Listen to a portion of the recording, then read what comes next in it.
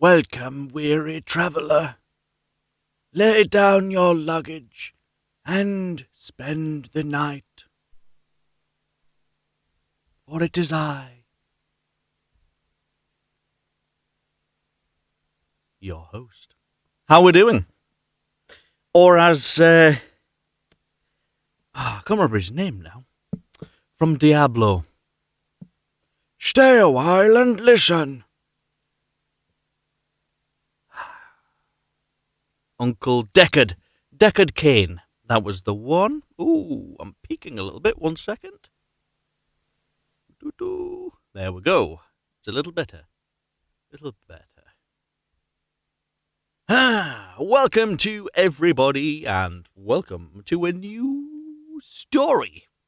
This is story number 20, I think. Let's have a look. Yes, story number 20.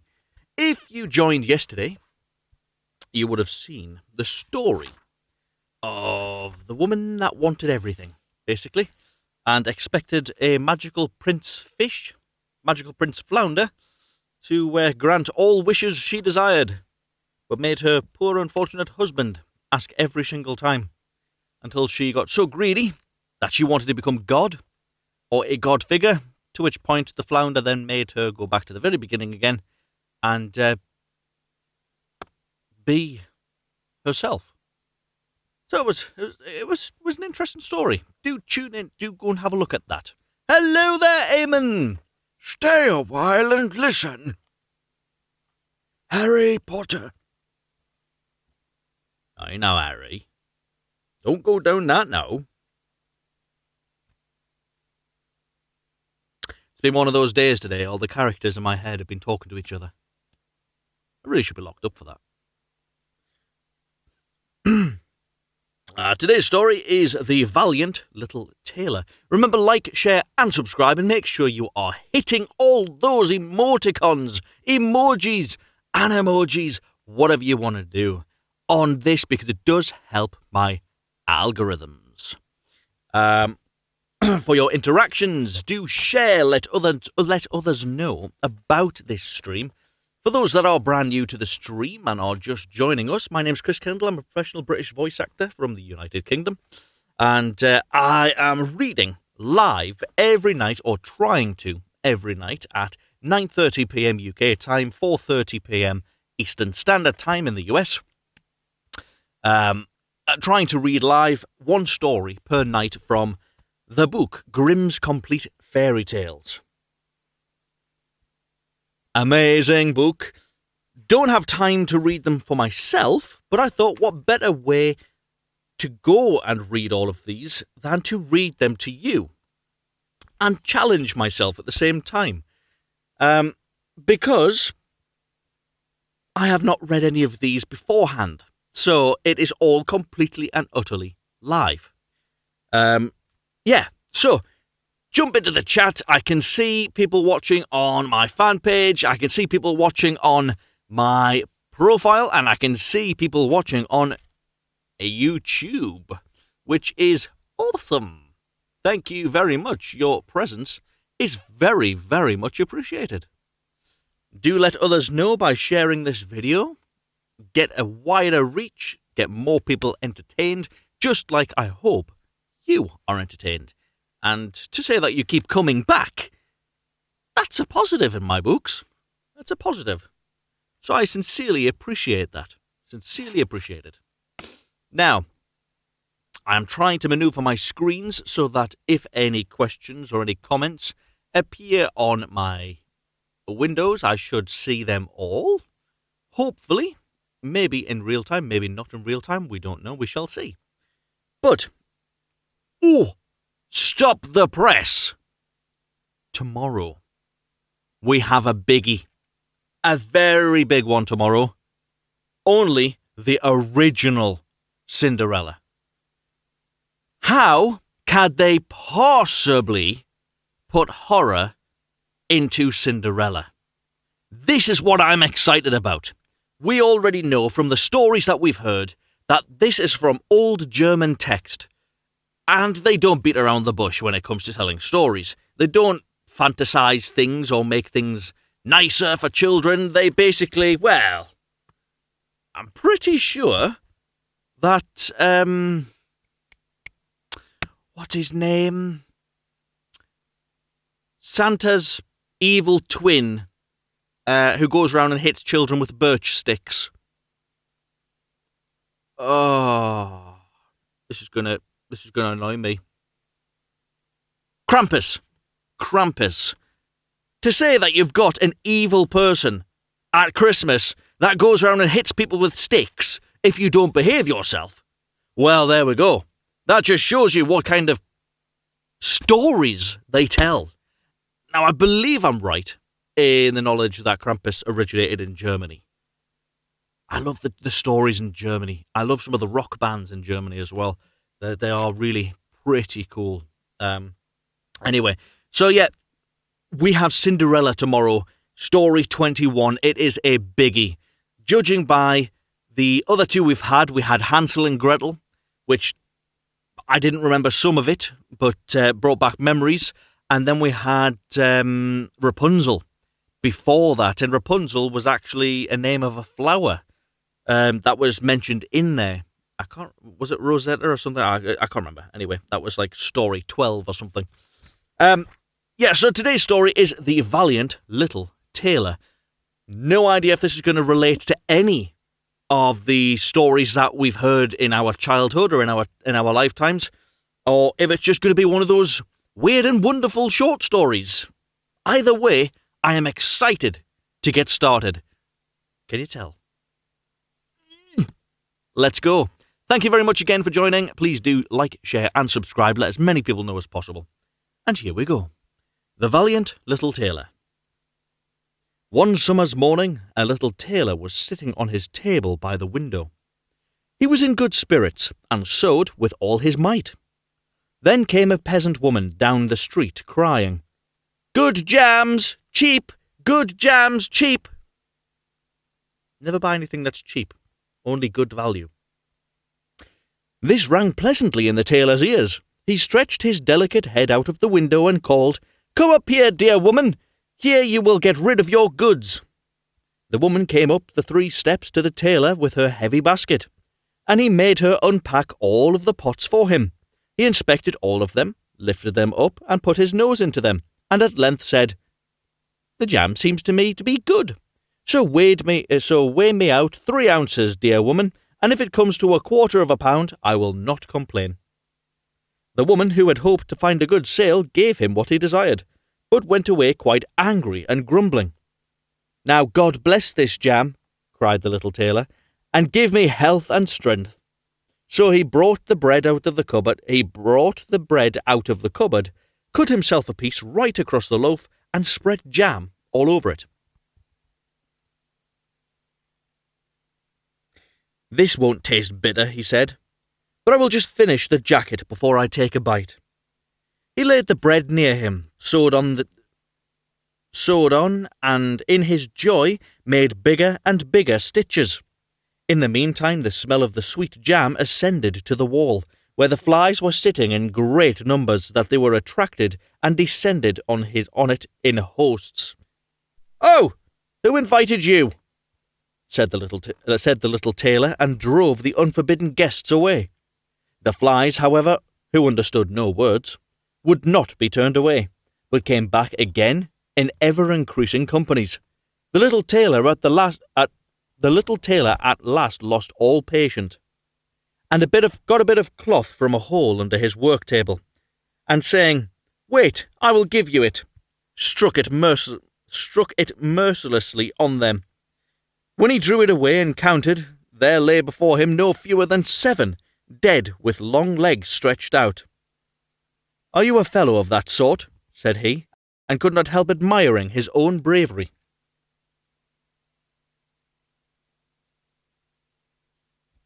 "The whole town shall know of this." What, the fact that he's killed 7 flies? And the little tailor hastened to cut himself a girdle, stitched it, and embroidered it on in large letters, 7 at 1 stroke. "What the town," he continued. 7 at one stroke. What the town? Okay. The whole world shall hear of it, and his heart wagged with joy like a lamb's tail. The tailor put on the girdle, and resolved to go forth into the world, because he thought his workshop was too small for his valour. Before he went away, he sought about in the house to see if there was anything which he could take with him. However, he found nothing but old cheese. Where is it? Where's it? And that he put in his pocket. In front of the door he observed a bird which had caught itself in a thicket. It had to go into his pocket with the cheese. Now he took the road boldly, and was light and nimble. He felt no fatigue. The road led him up to a mountain, and when he had reached to the highest point of it, there sat a powerful giant looking about him quite comfortably. The little tailor went bravely up, spoke to him, and said, "Good day, comrade. So are you sitting there overlooking the widespread world? I am just on my way there, and want to try my luck. Have you any inclination to go with me?" The giant looked contemptuously. Ooh, I like that. The giant looked contemptuously at the tailor, and said, "You ragamuffin, you miserable creature." "Oh, indeed," answered the little tailor, and unbuttoned his coat and showed the giant girdle. "There you may read what kind of man I am." The giant read, 7 at one stroke, and thought that they had been men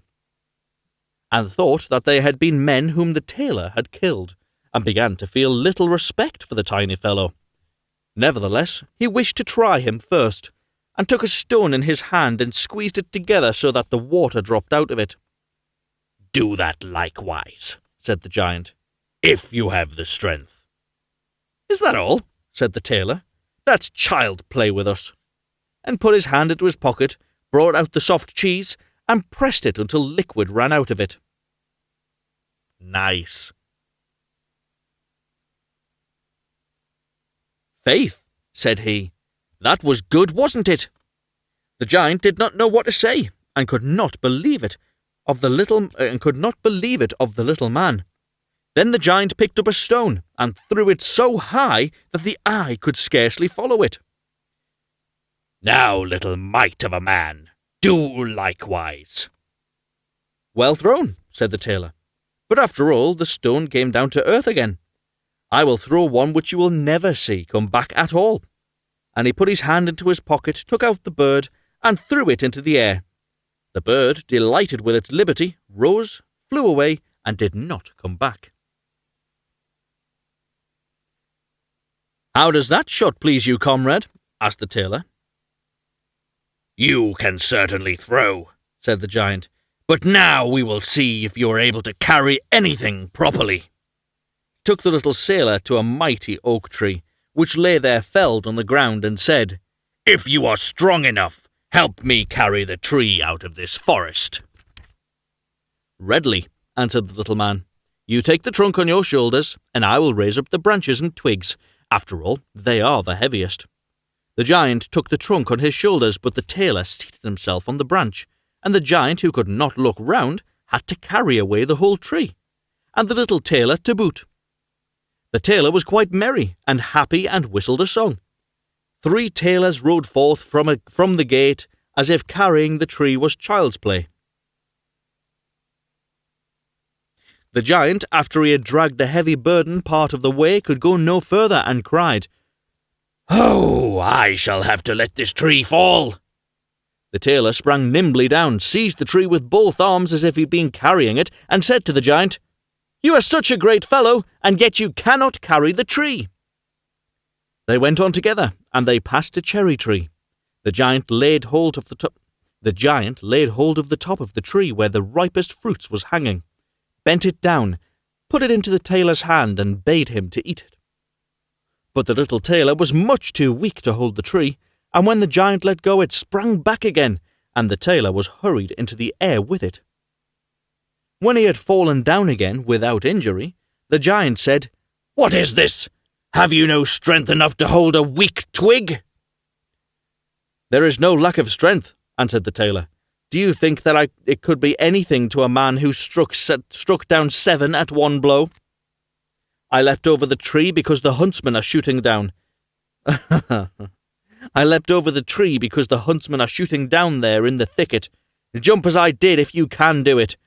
The giant made the attempt, but could not get over the tree, and remained hanging in the branches. So that in this also the tailor kept an upper hand. The giant said, "If you are such a valiant fellow, come with me into our cavern and spend the night with us." The little tailor was willing, and followed him. When they went into the cave, the other giants were sitting there by the fire, and each of them had a roasted sheep in their hand, and was eating it. The little tailor looked round and thought, "It is much more spacious here than my own workshop." The giant showed him his bed, and said he was to lie down in it and sleep. The bed, however, was far too big for the little tailor. He did not lie down in it, but crept into a corner. When it was midnight, the giant thought that the little tailor was lying in a sound sleep. He got up, took a great iron bar, cut through the bed with one blow. The giant went one blow, and thought he had given the runt his finishing stroke. With the earliest dawn, the giant went into the forest, and had quite forgotten the little tailor. When all at once he walked up. 1 second. With the earliest dawn, the giant went into the forest, and had quite forgotten the little tailor, when all at once he walked up to them quite merrily and boldly. The giants were terrified. They were afraid that he would strike them all dead, and ran away in great hurry. The little tailor went onwards, always following his own pointed nose. I wonder if that's what it means by follow your nose. Don't know. Always following his own pointed nose. After he had walked for a long time, he came to the courtyard of a royal palace. Yet another king and queen, and probably beautiful daughter. I called it. As he felt weary, he lay down on the grass and fell asleep. While he lay there, the people came and inspected him on all sides, and read his girdle, 7 at one stroke. "Ah," they say, why is the great warrior here in the midst of peace? He must be a mighty lord." They went and announced him to the king, and gave it as their opinion that if a war should break out, this would be a weighty and useful man who ought on no account to be allowed to depart. The council pleased the king, and he sent one of his courtiers to the little tailor to offer him military service when he awoke. The ambassador remained standing by the sleeper, waited until he stretched his limbs and opened his eyes, and then conveyed to him the proposal. "For this very reason I have come here," the tailor replied. "I am ready to enter the king's service." He was therefore honourably received as a special dwelling assigned to him. The soldiers, however, were set against the little tailor, and wished him 1,000 miles away. "What is to be the end of this?" they said amongst themselves. "If we quarrel with him, and he strikes about him, 7 of us will fall at every blow. Not one of us can stand against him." They came therefore to a decision, went to the king, and begged for their dismissal. "We are not prepared," said they, "to stay with a man who killed 7 at one stroke." The king was sorry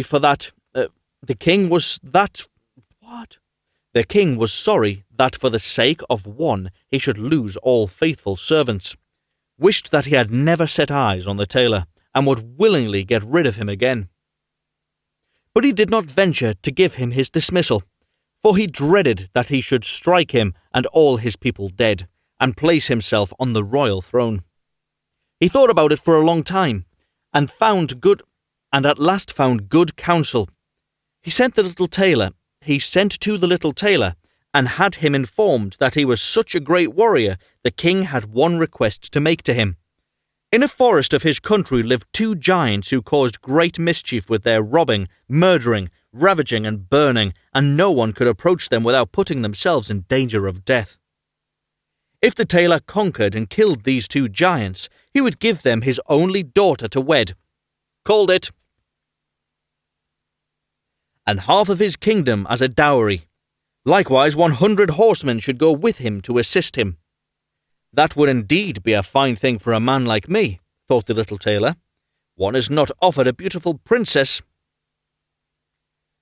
and half a kingdom every day of one's life. Oh yes, he replied. I will soon subdue the giants and do not require the help of the 100 horsemen to do it. He who can hit 7 with 1 blow has no need to be afraid of 2. The little tailor went forth, and the 100 horsemen followed him. When he came to the outskirts of the forest, he said to his followers, Just stay waiting here. I alone will soon finish off the giants. Then he bounded into the forest and looked about right and left. After a while he perceived both giants. They lay sleeping under a tree and snored so that the branches waved up and down. The little tailor, not idle, gathered 2 pocketfuls of stones and with these climbed up a tree. When he was halfway up, he slipped down by a branch until he had sat just above the sleepers, and then let 1 stone after another fall onto the breast of one of the giants.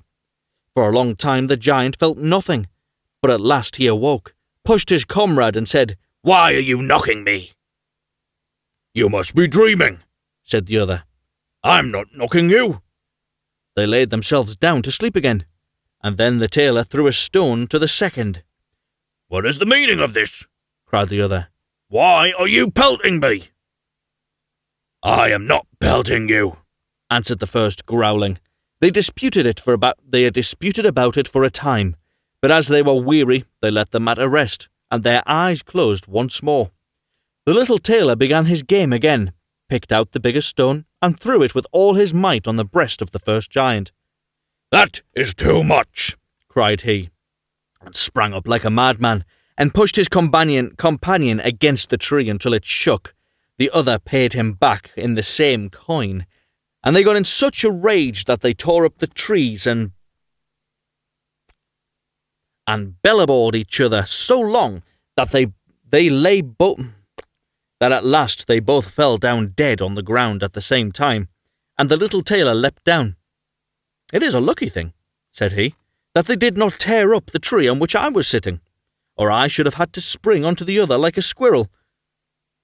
We tailors are very nimble. He drew out his sword and gave each of them a couple of thrusts into the breast, and then went out to the horsemen and said, The work is done. I have given both of them their finishing stroke, but it was hard work. They tore up trees and in their sore need and defended themselves with them. But that was all to no purpose with a man like me comes, who can kill 7 at 1 blow. But you are not wounded, asked the horseman. You need not concern yourself about that, answered the tailor. They have not bent 1 hair of mine. The horseman would not believe him, and rode into the forest. There they found 2 giants swimming in their blood, and all round about lay torn-up trees. The little tailor demanded of the king the promised reward. He, however, repented on his promise, and again thought of how he could get rid of the hero.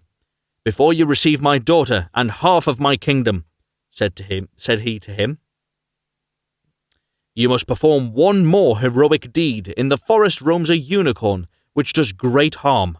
You must catch it first. I fear 1 unicorn still less than 2 giants.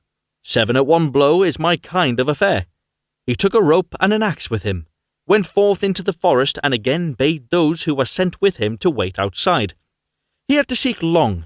The unicorn soon came towards him and rushed directly at the tailor, as if it would spear him on his horn without more ceremony.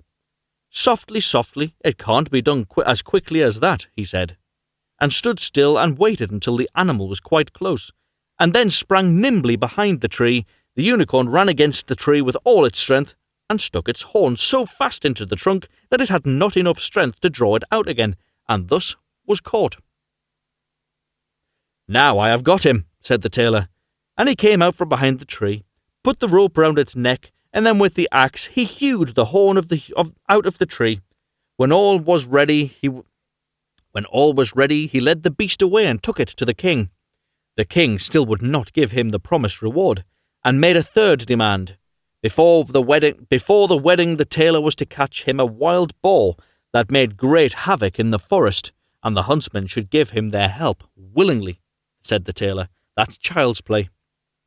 He did not take the huntsmen with him into the forest, and they were well pleased that he did not, for the wild boar had several times received them in such a manner that it had no inclination to lie in wait for him.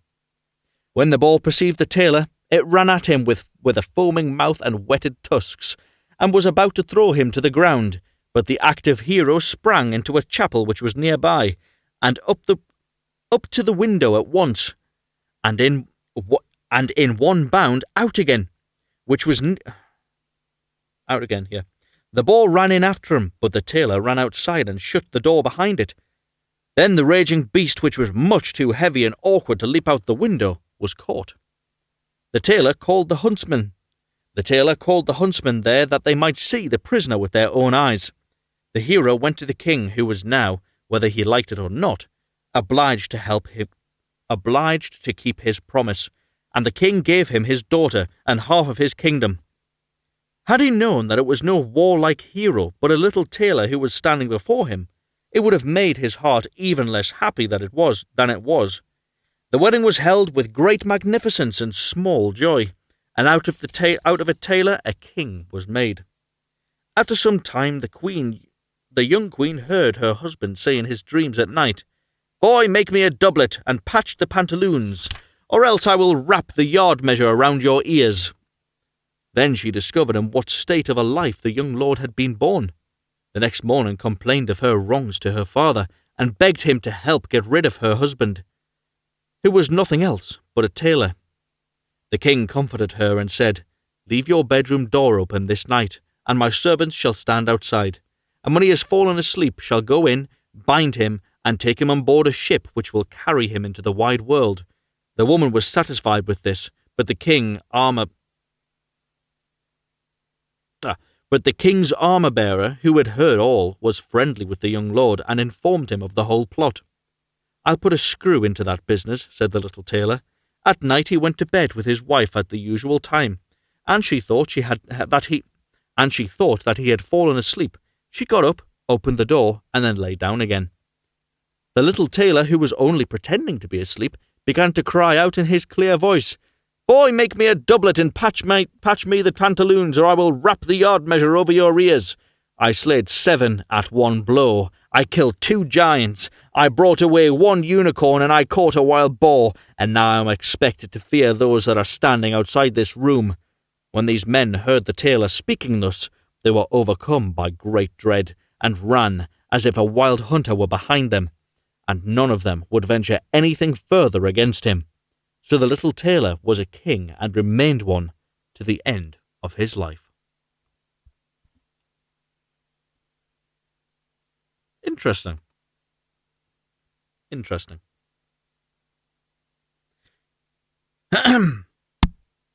My takeaway from that is fake it until you make it. Pretty much cutting it down to the fine nitty-gritty, I do believe that that's what the story sort of is talking about.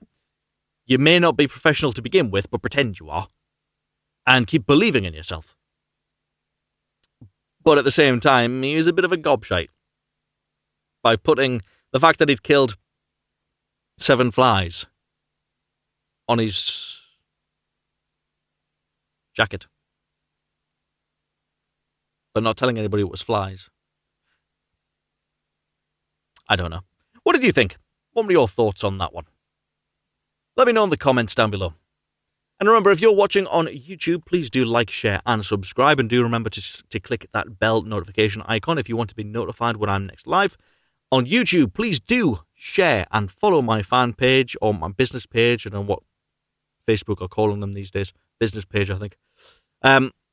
Do share and follow my business page just in case you want to be notified of any posts I make. And also, remember, do tune in on these lives and let as many people know as possible, because obviously, like myself, I get really excited about reading these stories, and it does disappoint me when I can't read them for whatever reason that is. And I know you guys are upset as well, partially, about me not being able to read the stories, because some of you have actually set up routines of making sure that you're ready for 9:30 for these stories, because it's your wind down time, and some of you use it as your actual bedtime story. So thank you very much. I hope that story was good for you and that you can now go to sleep peacefully, knowing fine well that you've just killed 7 in one blow. Let me know if you have any dreams about that. Right, okie dokie. Thank you ever so much for getting on. Thank you ever so much for watching.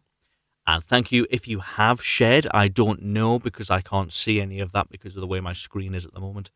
I do want to thank you for coming on and for being there and for listening to me ramble. Generally, I'm in here by myself, talking into the microphone and without anybody actually listening, unless it's a directed session, obviously. That's a bit different. Tune in tomorrow when we will be playing. Well, we're playing. I'm going to my gaming stream now. When we will be reading the one and only Cinderella, the original Germanic texts. So, really looking forward to see what that's about and with how closely resembling the fairy tale that we know and love, how much it actually closely relates to one another. Where's my mouse? There it is. Yeah, so I'm interested. I'm intrigued to know how close Cinderella is to the story tale we know and love. Apart from that, I bid you a good night, and thank you very much for joining. Take care, enjoy yourselves, enjoy the rest of your evening, and most importantly, stay safe.